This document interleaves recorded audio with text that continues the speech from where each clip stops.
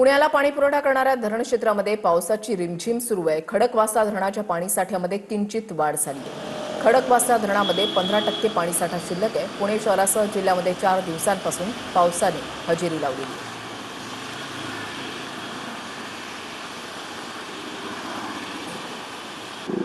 गेल्या 4 दिवसापासून पुण्यात जो आहे तो पाऊस सुरू असलेला आपल्याला पाहायला मिळतोय। आपण पाहिलं तर आज सकाळपासून म्हणजेच पहाटेपासून देखील मोठ्या प्रमाणात पाऊस जो आहे तो या ठिकाणी बरसताना आपल्याला पाहायला मिळतोय। पुण्यात पाहायला गेलं तर 4 दिवसात जो आहे तो या पावसाचा जोर वाढल्यामुळे या 4 दिवसात तब्बल 73 मिलीमीटर पावसाची नोंद जी आहे ती या ठिकाणी झालेली आपल्याला पाहायला मिळते। पहाटेपासूनच पावसाची ही संततधार जी आहे ती सुरू असल्याने या चौथ्याही दिवशी पावसाचा जोर जो आहे तो कमालीने वाढलेला आपल्याला पाहायला मिळत आहे। शहरात आतापर्यंत पाहिलं तर जून ते आजपर्यंत एकूण 136 मिलीमीटर पावसाची नोंद जी आहे ती झाली गेलेली आहे। कॅमेरामॅन अभिजित पिसे, समीर रंजित जाधव, TV9 मराठी, पुणे।